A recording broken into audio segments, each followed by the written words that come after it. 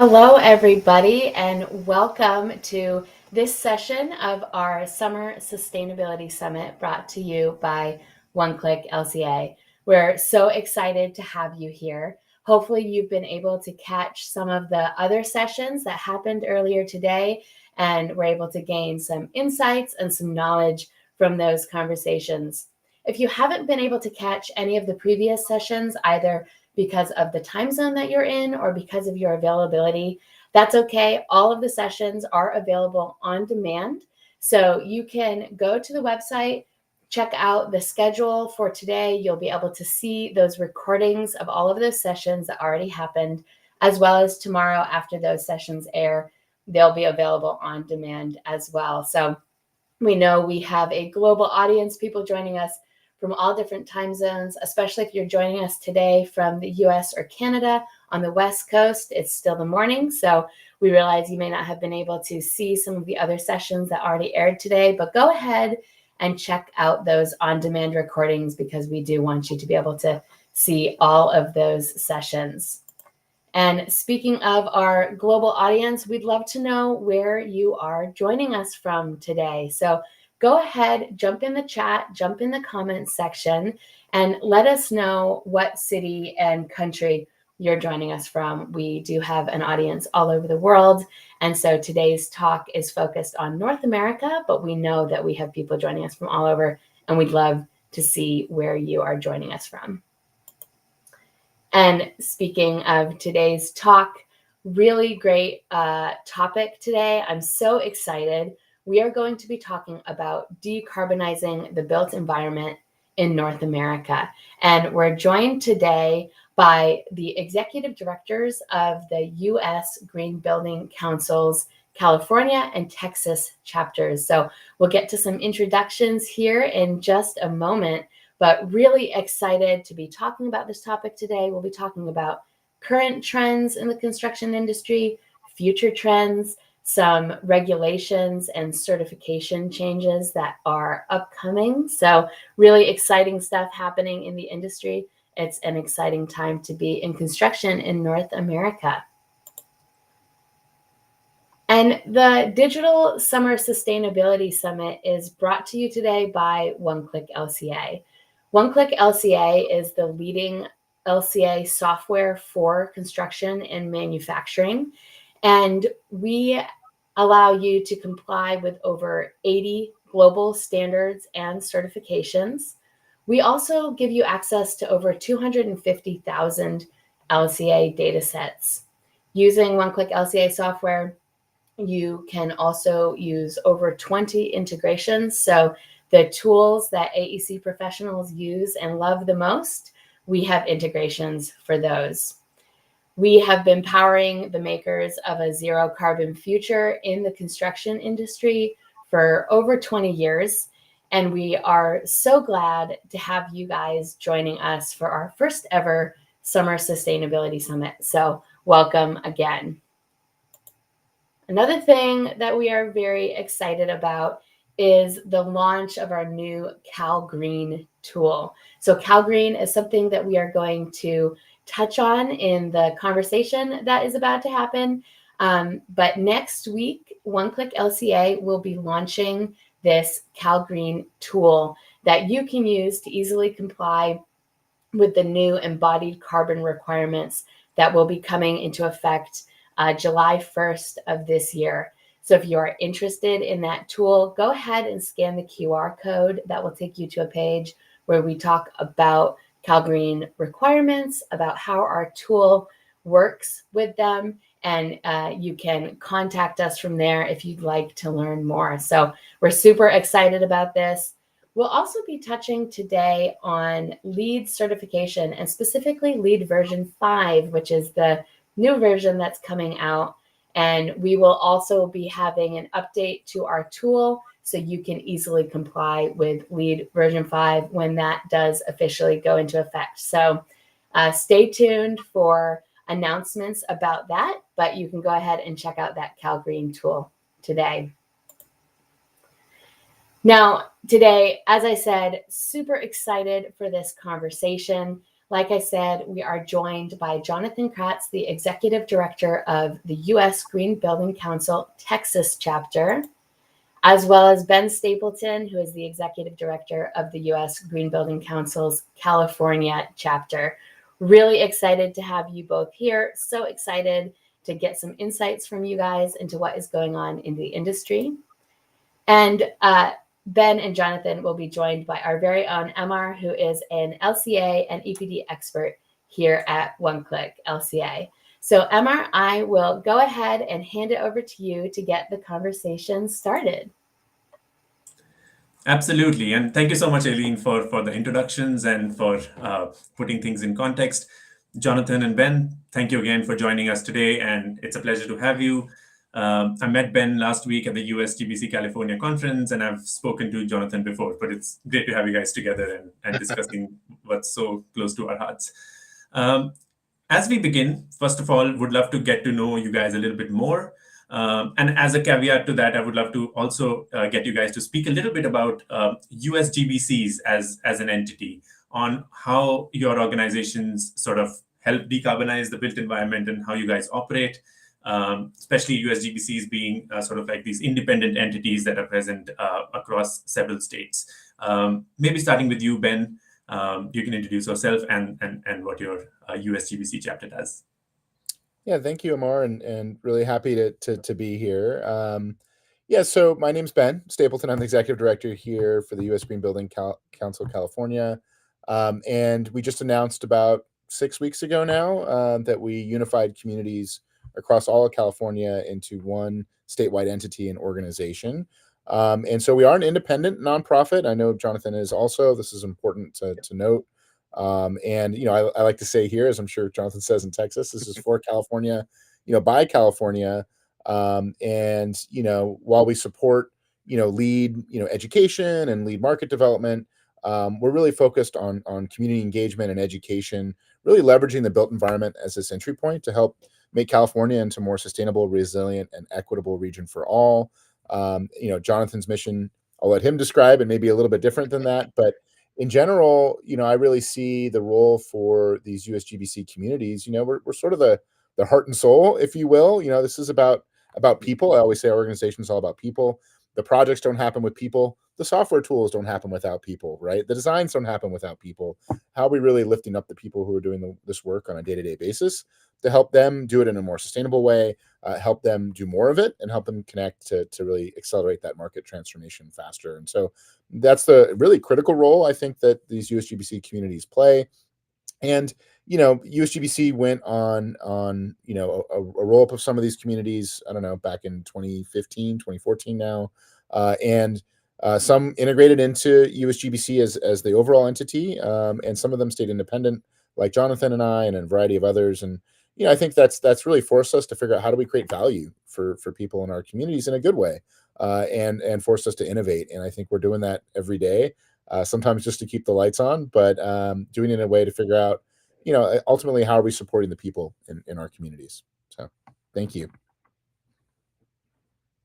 Yeah, I'm Jonathan Kratz. As Ben said, I'm the executive director for USGBC Texas. Your joke about keeping the lights on, literally, I'm at home today because there were no lights on at the office because of severe weather overnight and this morning. Mm-hmm. But the joys of living in a state that gets every natural disaster known to man. But really, as Ben said, USGBC Texas was formed in 2016 as part of that consolidation of chapters that we came together. It's like Ben said, this is by Texans for Texas, and trying to improve that built environment for Texans of current and future generations. That the people are definitely why I've been in my job with USGBC for almost 15 years now. That I get the chance to work with our volunteers from all across Texas, and from Brownsville to El Paso to Houston to Dallas to Amarillo, not to mention Austin, San Antonio. We do have a lot of stuff going on across the state of Texas. But it is great to hear kind of what's going on with our colleagues across the country who are in very different environments, from both physical environments and things like that, but also looking at different legislative environments, which we'll be talking about, I'm sure, here in a few minutes. Yeah, absolutely. And thank you so much, guys, for sharing that. And I love that you guys mentioned communities. Ben, last week in Los Angeles with your conference, you could just feel the energy in the room, and it was quite something.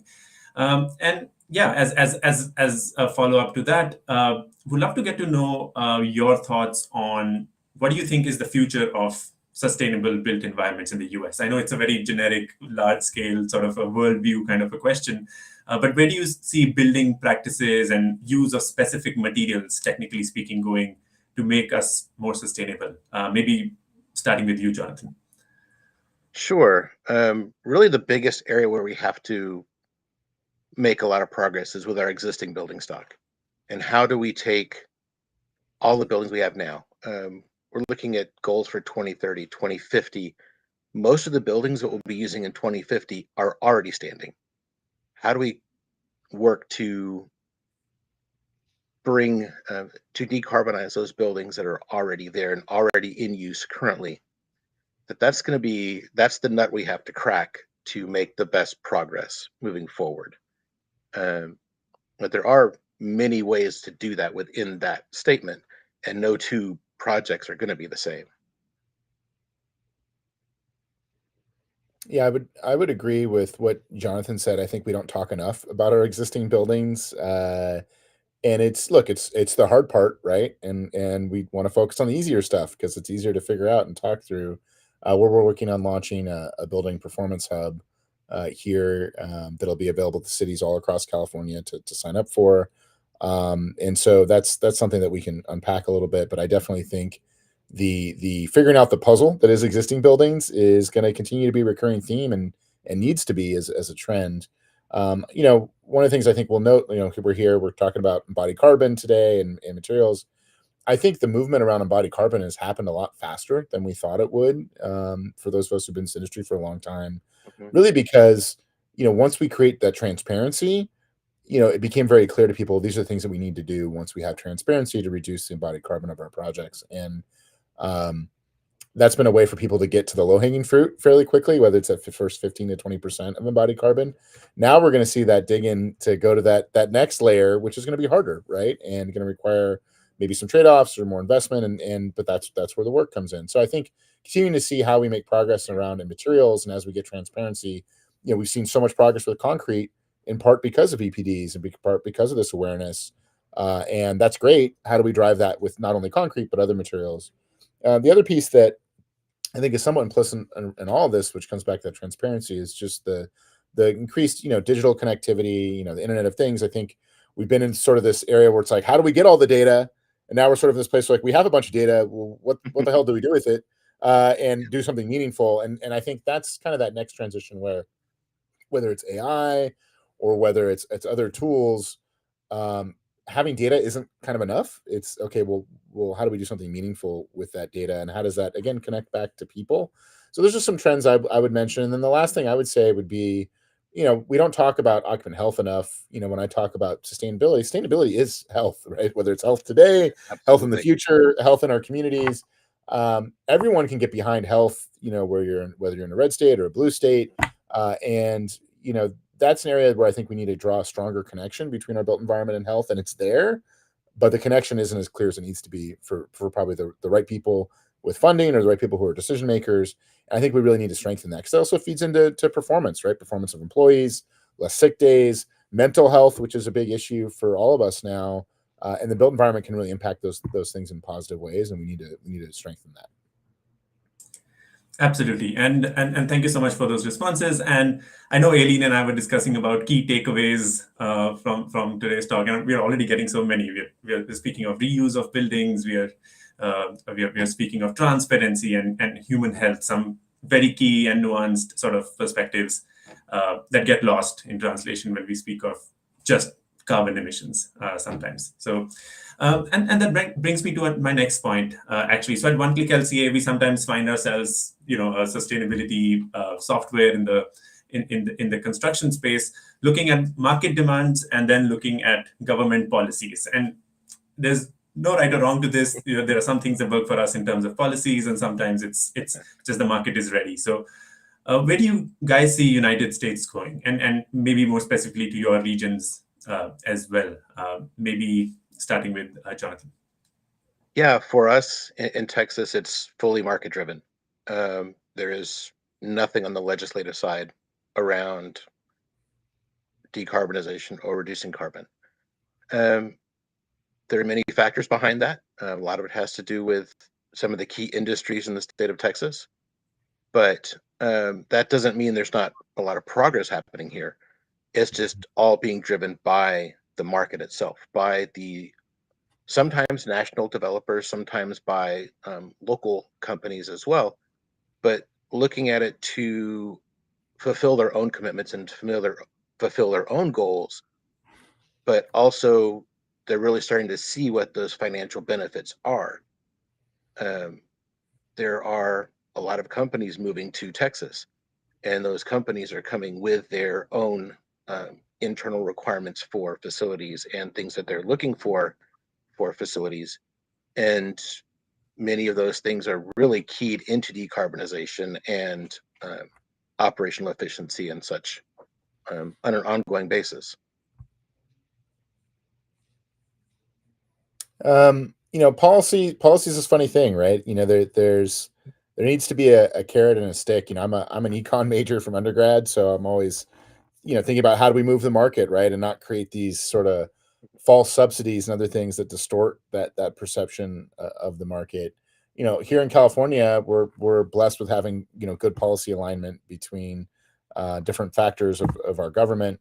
Also, I've learned this myself for the last few years, and I don't think people realize this as much, but California has a multiple 3 to 5 times more bills proposed every year than many other states because we have that policy alignment. We had 1,400 bills this past year that are working their way through. They're not all going to pass, but people, I think, see California as this opportunity to really sort of figure out how to make the sausage the right way, and if it works here, then how can we roll out an element of that in other states that could potentially work? And that's not true in all situations, but I think that's why we have a lot of focus and so much work on different policy measures here. And then CALGreen, we should talk about that. We actually gave an award last week to the California Building Standards Commission and to AIA California for helping to move that policy forward. But that goes into effect July 1st and really requires that buildings over 100,000 feet and commercially, school buildings over 50,000 feet, have a compliance pathway around embodied carbon. This is a big deal. And so that could either be, reuse of 45% of that existing structure and enclosure. And we haven't talked about adaptive reuse much yet. I'd love to unpack that a little bit in this conversation.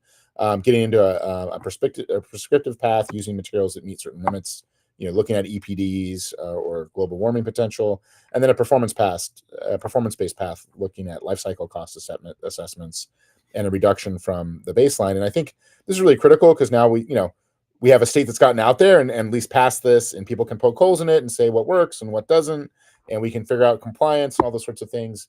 But it establishes a standard and creates a market for better knowledge around embodied carbon, better knowledge around EPDs and what a life cycle cost assessment is. And so we're working out on rolling out a bunch of training starting this summer to help people get ready for that, understand how to do that. But I think that's a really key thing. But I think sometimes we rely too much on policy in California because people feel like, oh, let's just go get a policy passed. But again, I come back to my economics roots, and that, look, it's got to make sense in the market. And if it doesn't make sense there, anything we're doing on the policy side is really distorting that and creating a mismatch of incentives. And so I actually think and I'll just say this, I've been a green building nerd for many, probably 20 years now. We spent almost too much time talking about this is the right thing to do. Not that it isn't, but the hard part is actually figuring out how do we get the market numbers to make sense, and how do we shift the model of how we evaluate real estate. And as an example, we're having climate risk disclosure that's going through right now, and these other things. And the reality is the model we've been using to evaluate real estate doesn't take into account occupant health, doesn't take into account climate risk, doesn't take into account long-term earning potential. And so that's the shift that really needs to happen. That's the hard part. That's how we make an economic argument. And until we do that, we're going to continue to move forward in fits and starts, and we'll make progress. But that model needs to shift ultimately because that's a better reflection of value. So sorry if that was long. I'd like to add tack onto that a little bit too, Ben. As you were saying that policy is not developed in a vacuum. That's right. And a lot of what you're working on in California, like our network of like my colleagues, Ben, our colleagues in other parts of the country, we do share information. We do share the lessons learned, particularly what doesn't work, um, on how we're developing these policies. And that allows us to take kind of what Ben's experience is in California or with the California legislature and kind of adapt that to our local environment. Mhm. And as we're presenting that, one, we don't say it's from California for particular reasons. Nobody ever wants to hear that, by the way. Nobody ever Um, wants. but being able to take what the actual nuts and bolts of what it is and how things work, and then adapt that to our specific situation. It may not be at the state level; it may be at the city level or the county level, um, which is some of the areas where, like I said, we work at all levels of government, not just state and federal, but we are down to even at some points the neighborhood level on some things. So that is being able to share those experiences is really what makes our entire network and our entire organizations really valuable to each other and to the country. Yeah, that's there's some wonderful points there, and thank you so much, guys, for sharing. I love hearing about policies, and they do not work in silos, and we're eventually doing this for the people, and it should definitely make sense. And Ben, I think you already answered my next question. I was going to ask you about CalGreen specifically, but I do have a follow up on that. So for AEC professionals and companies, what kind of challenges, or how can they prepare best for CalGreen for the companies in California? If you could just speak to that a little bit. Yeah, and look, I'm a big believer in education, and once people learn things, they don't unlearn them. And there's a lot of education needs to happen to help move the market forward in terms of getting ready to comply with that policy. I think being able to have that policy, something to point to say, hey, you need to get ready for this, and here's why. And but that means we got to do the education for the architects, the engineers, for the developers. We got to get people to understand the why behind it, and why it makes sense. What does compliance look like? And keep in mind too, the reality is that this is what always happens, right? We have a 100,000-foot threshold now. That's going to ratchet down over time, right? Even in the city of LA, we're looking at a policy where we're going to adopt the CALGreen measures on a local basis and move that threshold down to 50,000 square feet, because how many 100,000 square foot buildings are really being built, right, on an annual basis? So I think it's an important signal for those in the AEC community to say, hey, this embodied carbon stuff is serious. We need to get educated and figure out how to communicate to our clients, how to communicate to the folks within our firm, and how do we get education in place that prepare our workforce and our professionals to help understand how to implement. And so that's what I think, and we're in that phase now, and that's why we're developing our own. We have our own certificate that's going to launch this summer for folks, and we're working with you folks over at One Click LCA to do some training. And I think those are things that we need to do to get the word out there, and it takes time, right? You got to be consistent in delivering that. Yeah, absolutely. And as USGBC chapters, I mean, like you mentioned earlier, education is a key component of something you guys do. So we'd love to know a little bit more about any specific educational events that are coming up, or the kind of things that you guys plan that folks may look forward to. After you, Jonathan. After you. Mm-hmm. Yeah, I'm just trying to think. There's so many. We do across the state 125 different events a year. So looking at kind of where we're doing that, we're doing things on workforce development in the Houston area, where we've got in September, we'll be doing a very big deep dive into decarbonization and LEED version 5. That'll be September the 12th in Austin.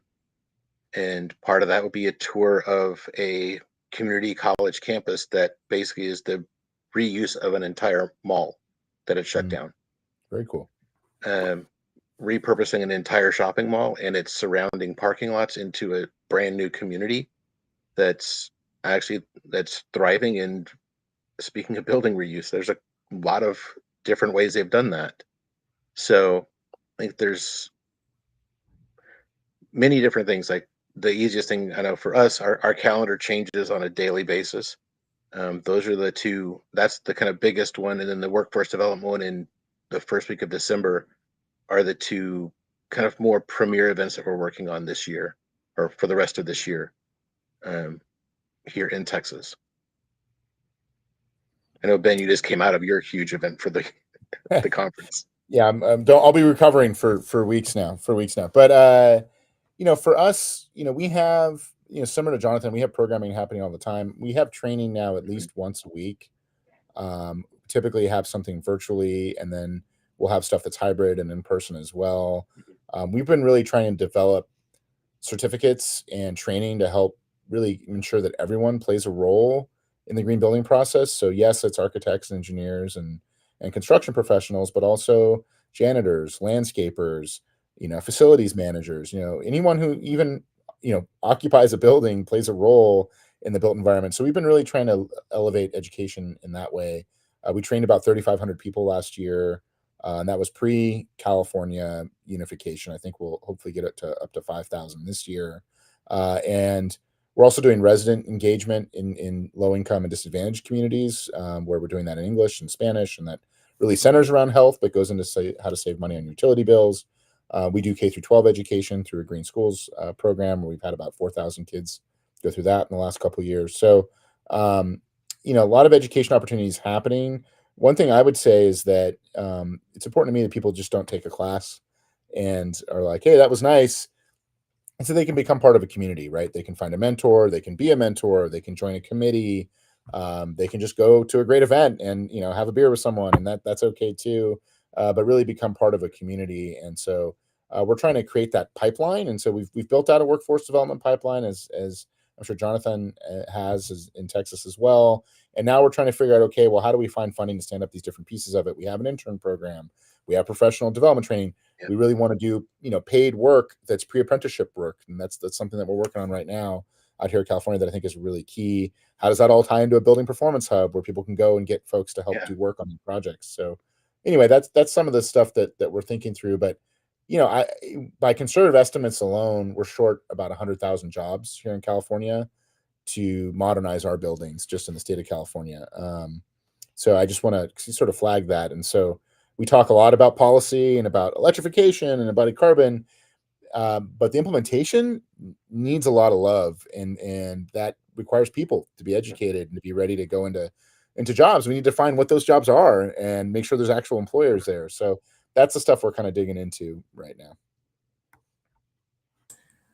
Perfect. Yeah, this is great stuff, guys. And we at One Click LCA, so we get a lot of questions. Of course, CALGreen is one big thing that some of our customers reach out to us. But regarding LEED version 5 and the kind of changes that we can expect to embodied carbon considerations within that. So if maybe starting with Jonathan, if you guys want to speak to what we can expect from LEED version 5. LEED version 5 is very upfront that decarbonization is a primary goal of LEED version 5, which is a kind of a sea change in the LEED process. That it's always been kind of one of those, but not been the primary driver per se, or at least the primary public driver for pursuing LEED. Putting decarbonization up front along with quality of life and then restoration of habitats, like rearranging those things into very understandable categories, I think is a good shift for LEED version 5 into giving the weight of importance to those strategies moving forward, not just for the new buildings, but also, again, like I said before, for the existing building stock. Yeah, I think Jonathan, hit on the important parts there. I'd say that it is a sea change in that, to his point, like, embodied carbon is a focus, decarbonization is a focus. And so that shifts, I think, the way the LEED is approached. And LEED plays a really important role in the market in, it's the largest, most widely used certification for buildings, so it really sets that standard that people can build into and follow. And especially as we see, I know we're not supposed to say ESG anymore, but the rise of ESG and these other pieces, people need something where they can check that box. Like, hey, we did X, we did Y, and LEED really fills that role in a lot of instances. And so having the embodied carbon be specifically called out in the way it is in LEED version 5 is important. I would note that actually, I think the comment period, maybe it closed last Friday, but the comment period was open for some time. It's going to go through some updates before it's finalized. So I just want to note that before it's launched, next year. And I think there will be a new comment period in September as well. I just found out. Oh, great. Oh, that's good news. And so just keeping that in mind for folks that, make sure your voice is still heard, like take a look at what's been put out there in the draft, because this is really something that belongs to everyone that we can make sure that we can try to update as we go into 2025.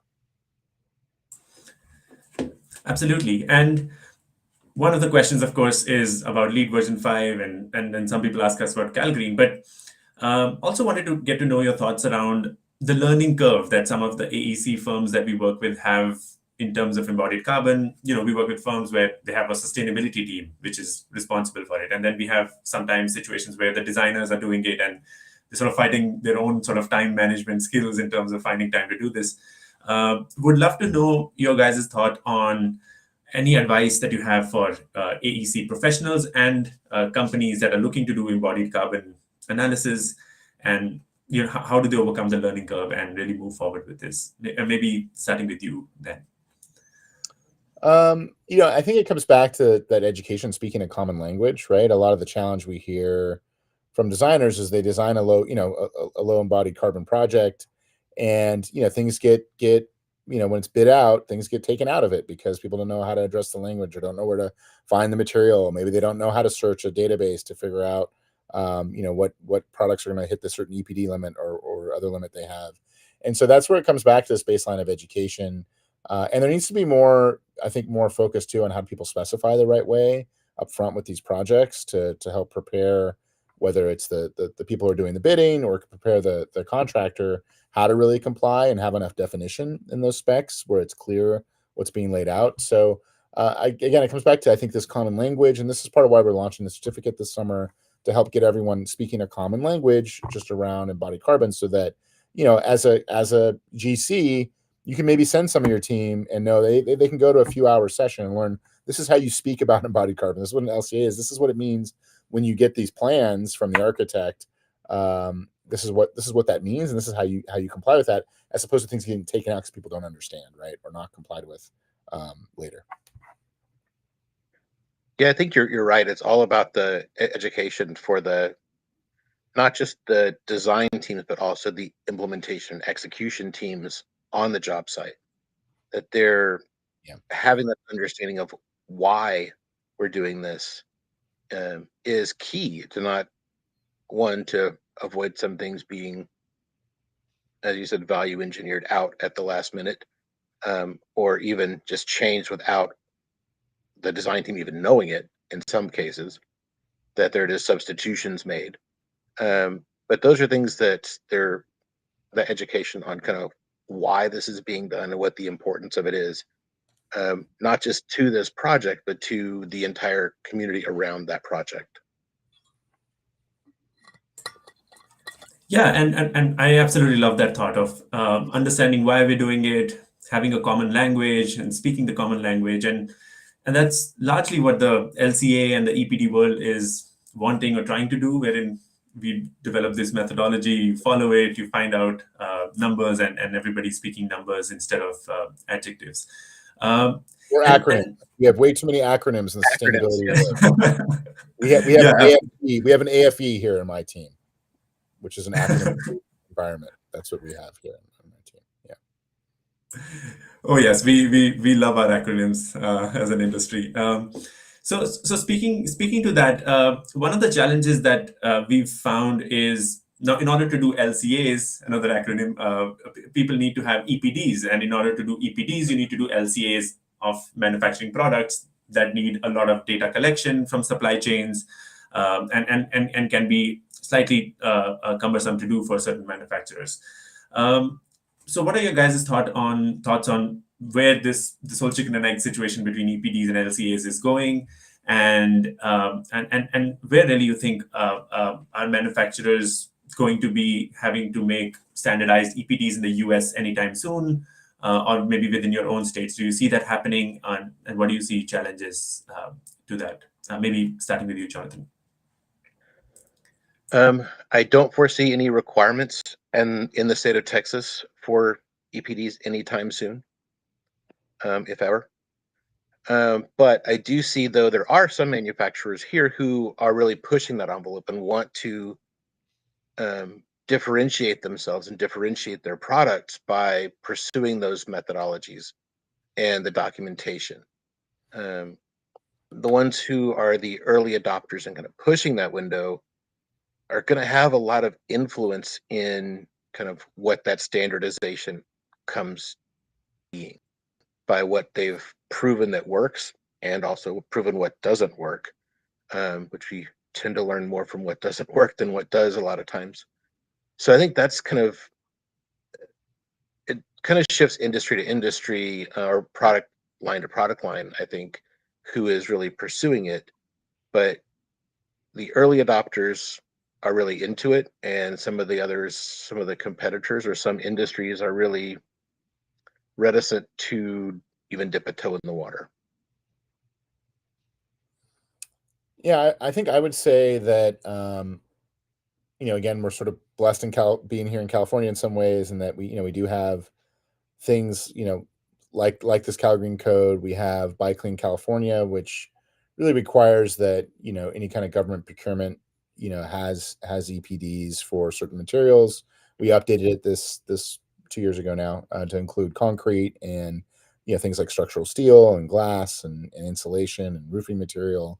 And so that creates this, oh, wow, I need to get an EPD now to figure out how to bid on this big project and what does that look like. And so that's happening, and that doesn't speak to standardization necessarily across the EPDs. And the thing I think we don't talk about enough is that all this stuff costs money, and it's, we actually submitted a grant to the EPA earlier this year. I'm knocking on wood. We haven't found out yet if we won that or not, to help do subsidies for small to medium manufacturers around EPDs, because what happens is, like, the big companies can spend the money to get an EPD and do that compliance. Mhm. Small to medium manufacturers don't have that money just lying around. We're talking about small margin businesses already, and no one says, "Hey, this stuff costs money to comply. It costs money to get these things in place." And so we need to think about that and address that up front and talk about, well, how is it making more of a market, and are there a way to subsidize some of those costs, and what does that look like? And because what we don't want to do is leave people out of that supply chain process as we get updated, and make sure there's more transparency. We want to make sure we're lifting everyone up to be part of that. And so I hope there is some standardization. I think we see it, on some of the third party verification, and there's more of that sort of necessitates more standardization as those verifiers talk to each other. But hopefully that answers some of your question. I think you're right, Ben, too, about the standardization will also bring the cost down. Yeah. And there's some fantastic innovation happening in some of those small and medium sized companies that are bringing products to market that if they can get into the right projects, can shift entire industries. Mm-hmm. And thank you so much for this, guys. And I could keep going on, and I love speaking about embodied carbon, and we could decipher this forever. But we do have a time to stick to. But before we go, my last question to you guys would be to just have your final thoughts or words of wisdom, if you will, on the future of embodied carbon in the US, and any message that you may have for our audience today. Maybe starting with you, Ben. Well, Jonathan's wiser than I am, so whatever he says is going to be better. But I would just come back to the reality that, look, we're dealing with people.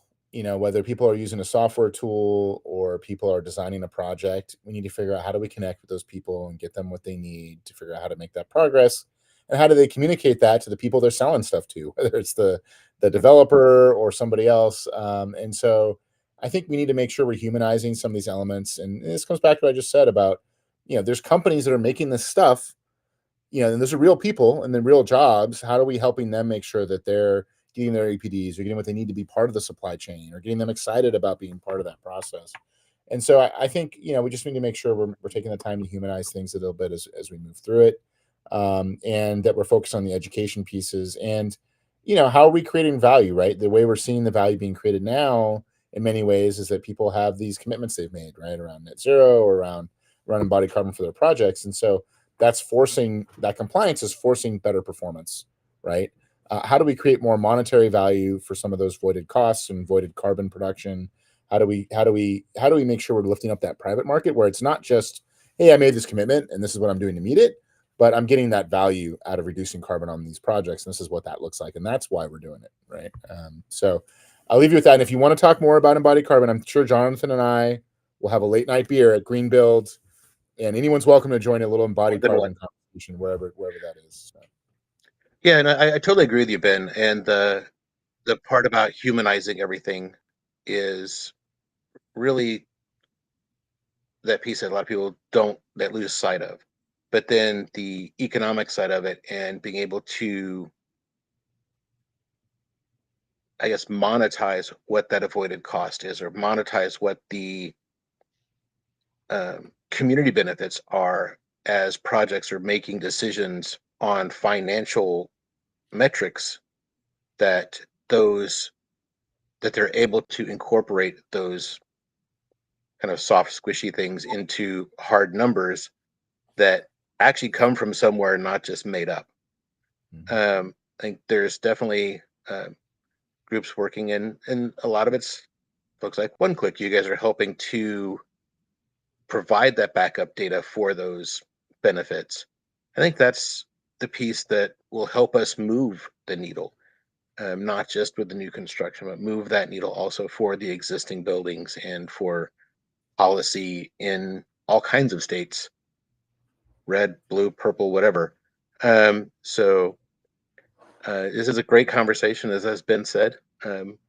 We will definitely welcome further conversations.